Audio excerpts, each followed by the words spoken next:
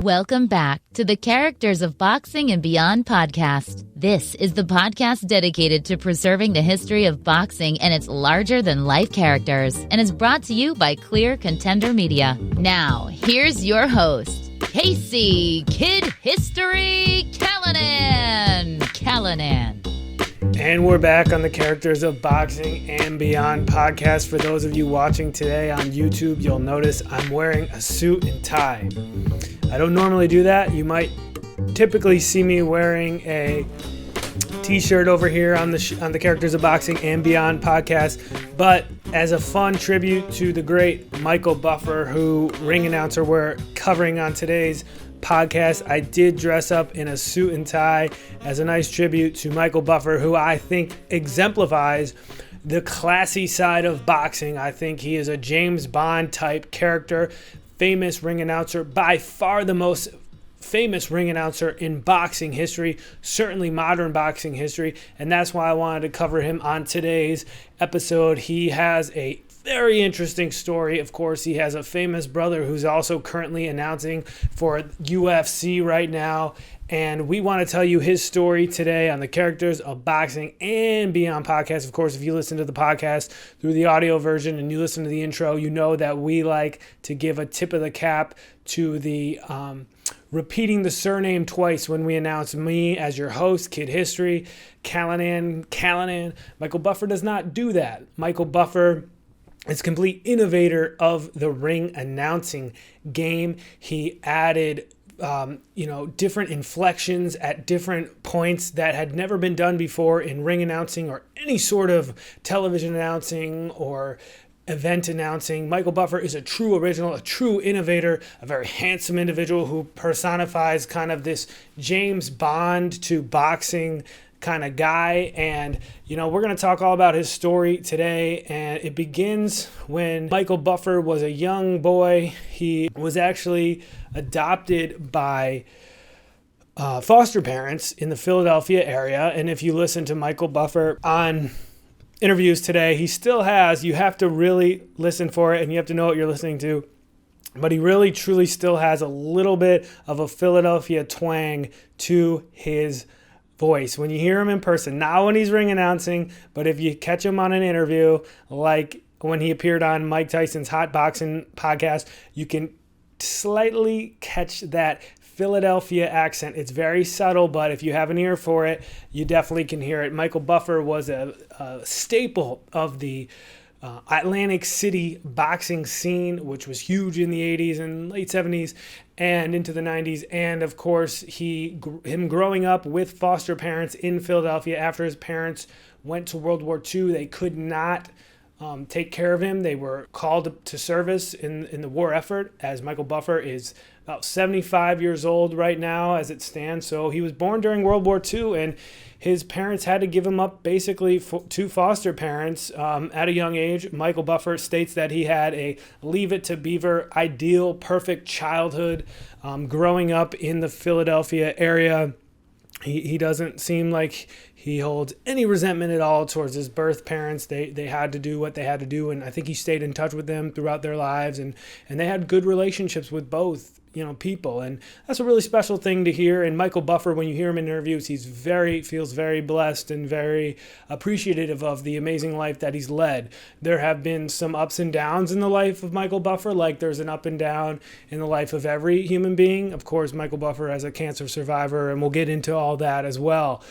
But so Michael Buffer, he lives in his most of his life in the Philadelphia suburbs. And when I don't know how old he was, in his 30s or so, he was doing some modeling. Of course, he's this James Bond looking character. That's why I'm wearing a suit today to class it up a little bit. Michael Buffer, a throwback to that era of boxing where you would see, boxing taking place in ballrooms and maybe the casinos of Monaco and that type of thing. That's what I think of when I think of Michael Buffer. But again, so he's watching boxing in his 30s. He has a kid at this point, a 13-year-old son. Him and his son just don't think the boxing announcer is bringing a lot of life into things, and they think there's a lot of room for improvement. And in fact, the way that the ring announcers read the scorecards back then, it was very anticlimactic.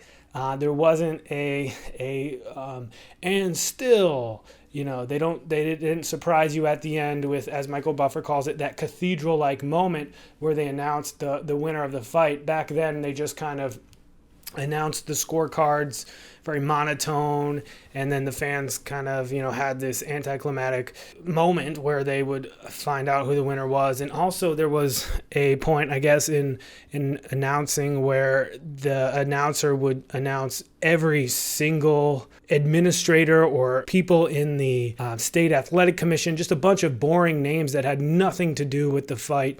And by the time they got to announcing the actual fighters of the match, the fans were kind of checked out. They were fatigued. So Michael Buffer instituted this kind of unique announcing style. Of course, he has a legendary trademark. And him and his son were watching boxing, saying, they had all these ideas. They could do it.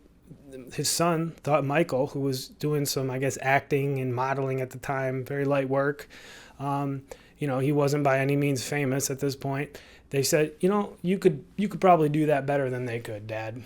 And so what Michael Buffer does is he sends his resume out to the hotel casinos in Atlantic City. He lies on his resume, essentially, saying that he's had experience. And he catches their attention because he sends, photos of himself, headshots, and says, let's bring a James Bond quality to these boxing matches. And that's exactly what he has done. And the hotel casinos at this time, one of them caught their eye, and the hotel casino said to the promoters who actually hire and fire the ring announcers, I think still to this day, that they should give a look at Michael Buffer. And the rest is history, because Michael Buffer went on to announce fights at the beginning of those Top Rank on ESPN boxing days in the 80s. When ESPN was a relatively new network, and their highest rated show at the time was actually Top Rank Boxing. So Michael Buffer was a staple there, called a lot of young Mike Tyson fights in that day, and kind of just, because he was so good at what he did, because he had this James Bond look to him, and because he brought this level of class to boxing, everyone really embraced him, and he was quickly one of the biggest deals in boxing. He really did. When he really instituted his catchphrase, and we all know what that trademark catchphrase is. I am hesitant to say it on this podcast. This is not a joke. I don't know what the legal ramifications are of anybody saying his trademark catchphrase. So I am going to refrain from saying it for the entire episode. This is not a joke. Michael Buffer and his team of business associates, led by his brother Bruce Buffer, are very aggressive towards pursuing litigation and lawsuits against people that use that phrase. It is a trademark phrase that they own, and they make a lot of money off it.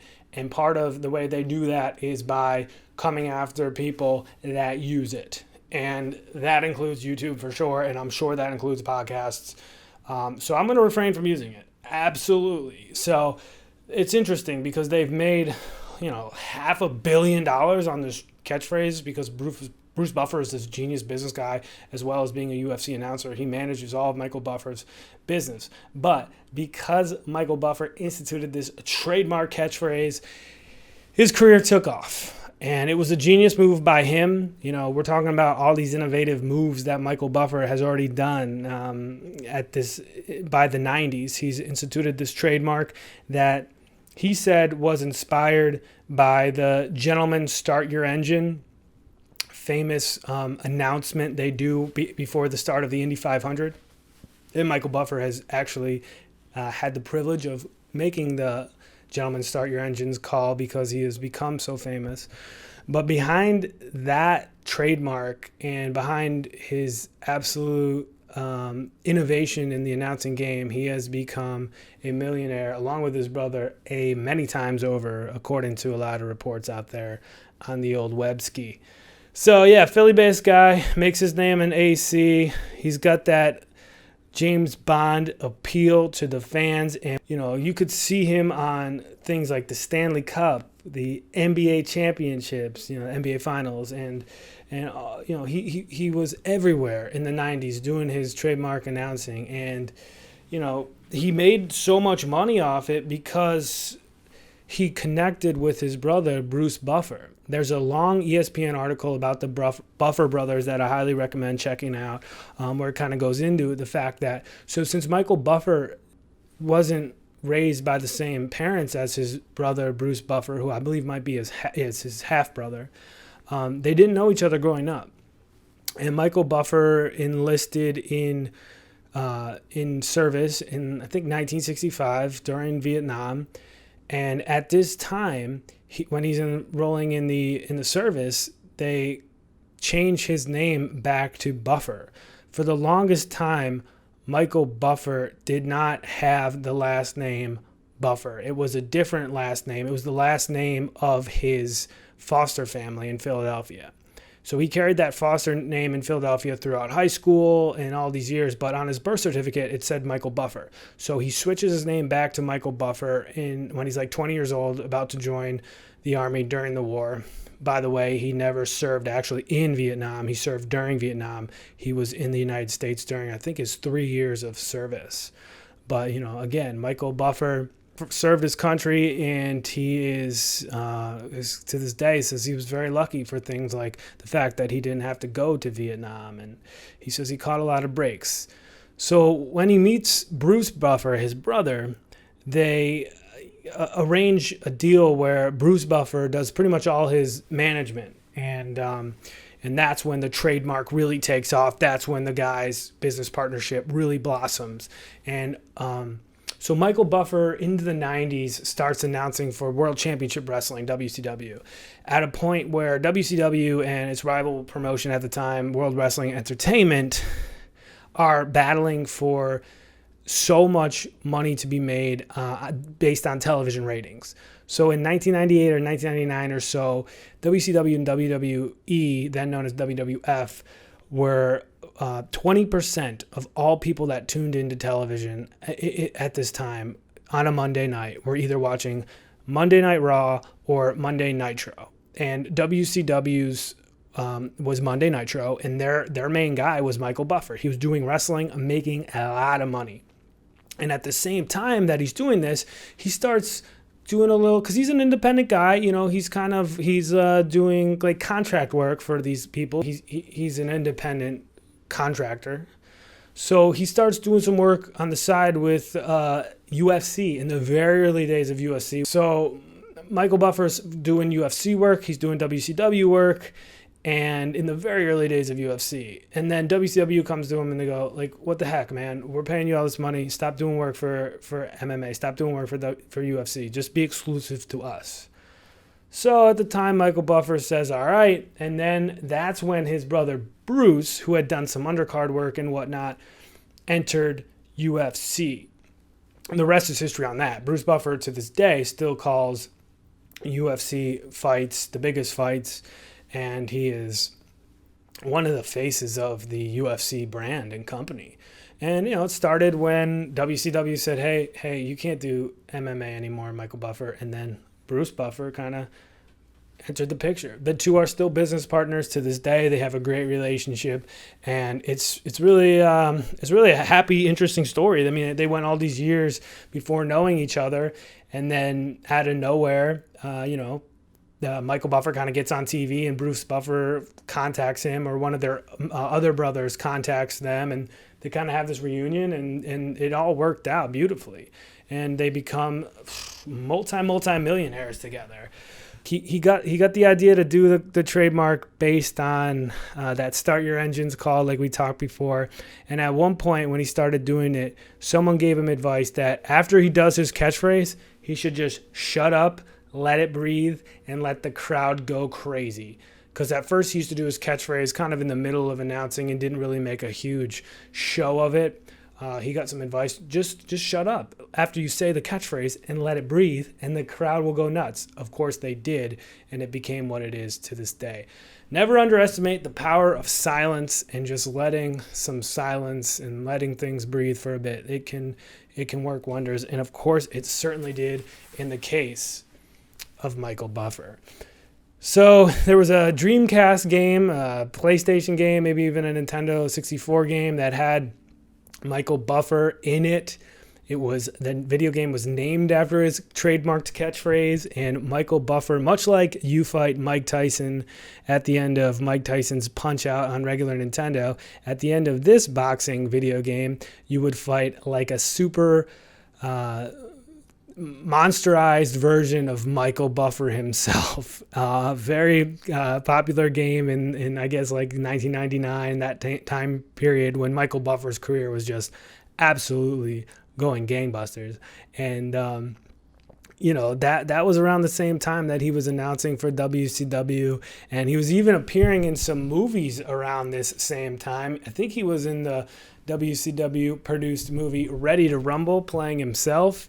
He was, of course, in Rocky V, which is the one with Tommy Morrison, that taking place in 1990. He was in Rocky Balboa, the 2006 movie. That was a really good movie. And he's in The Fighter with Mark and Christian Bale. And, he's in the Creed movies. So he definitely makes his rounds in movies. He's usually almost always playing the ring announcer or himself, but he's still, pretty active as it goes in 2020 as DAZN's main event guy. Of course, he used to call all the matches in his heyday during the card, but now he just comes out at the end of DAZN fights. I've been to a bunch of DAZN fights in person, and of course, at the end, Michael Buffer comes out to announce the main event.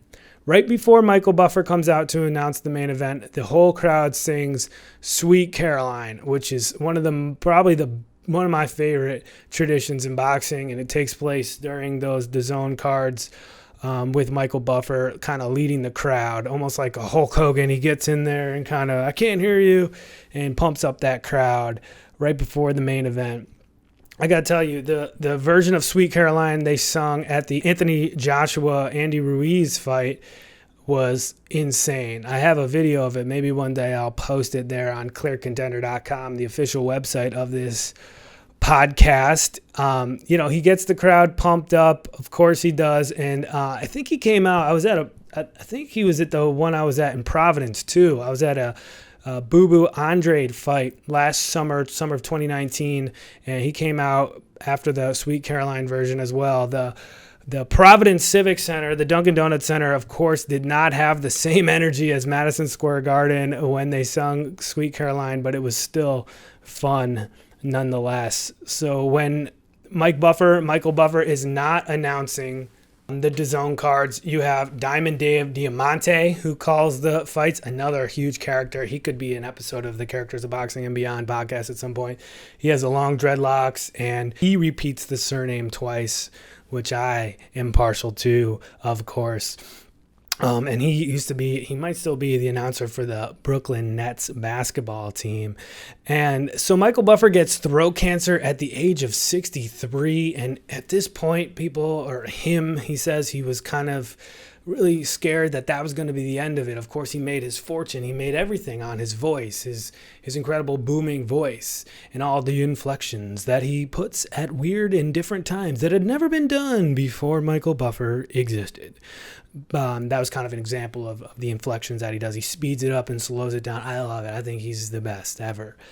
So he gets throat cancer at 63, but gets it treated, and he's now 75, 76 years old, around that, and he's back. He's calling fights on some of the highest, most important fights, and he is, of course, that James Bond-looking character guy.